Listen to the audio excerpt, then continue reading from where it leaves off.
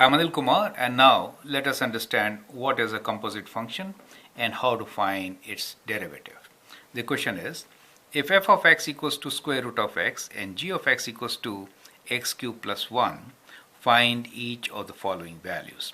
F of g of 2, h of x is a composite function, f of g of x, and then derivative of h of x, which is f of g of x, right? So I should say derivative of this. Let me write it like this.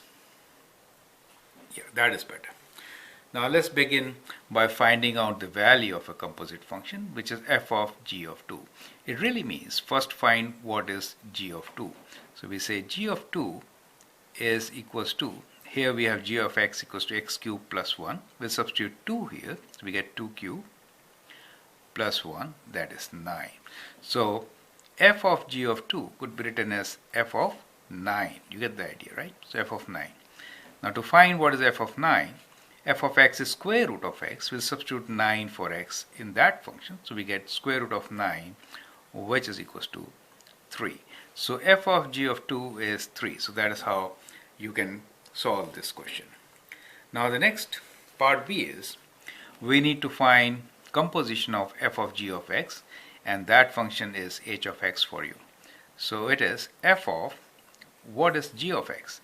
X cubed plus 1. So we'll write x cubed plus 1 here, right? So f of x cubed plus 1. Now function f is defined as square root of x. Now x in this case is x cubed plus 1. Therefore h of x will be square root of x cubed plus 1. So that is how you form a composition of two functions, right? So, and that is evaluate a composite function.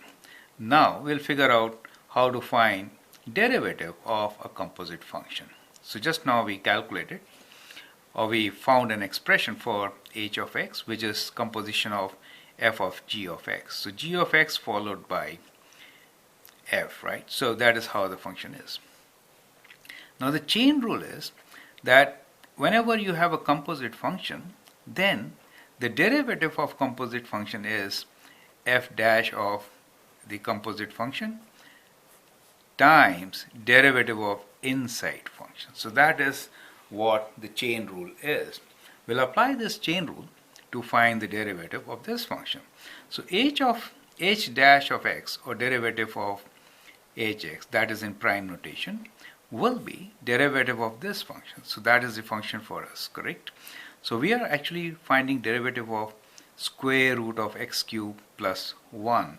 So derivative of this function is half of square root of, I should say, half of x cubed plus 1 to the power of half minus 1, which is minus half, right? So that is the derivative of outside function times derivative of inside function, which is 3x squared plus 0. So we'll write this as 3x squared, right? So that is the derivative of composite function, which could be simplified and written as 3x squared over 2 times square root of x cubed plus 1. You get the idea. So that is how we can find the derivative of composite function. So basically, when you are trying to find derivative of composite function, what you need to do is, you need to find derivative of inside function. So g of x is x cubed plus 3. So you know g of x is equals to x cubed plus 3. So g dash x will be 3x squared. 3x squared. So that is this portion, derivative of gx, right? And the outside function, treat this as one block, right? So derivative of, and apply the power rule in this particular case. So it is, think like this. So we have f of x as derivative of some block here, right? Square root, and the derivative of this is 1 over 2 square root. Do you get the idea? So this is the derivative of this function, which we got here, multiplied by the derivative of inside function. So whenever you do composition of a function, you move from outside to inside, right? Now part D, let me add a portion to this. What is h dash of 2? So in that case, you can substitute 2 for x and evaluate, correct? So h dash of 2 will be equal to, let me write here, h dash of 2 will be equals to, we'll replace x with 2. So it is 3 times 2 square over 2 square root of 2 cube plus 1, right? So that is 9 square root is 3, and when you simplify, you get your answer. That is 3 times 4 over 2 times 3, right? Square root of 9. 3 cancels and you get answer as 2. So h dash of 2 is equals to 2 for this particular example.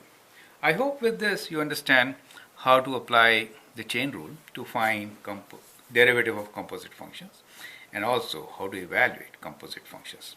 I hope that helps. Thank you and all the best.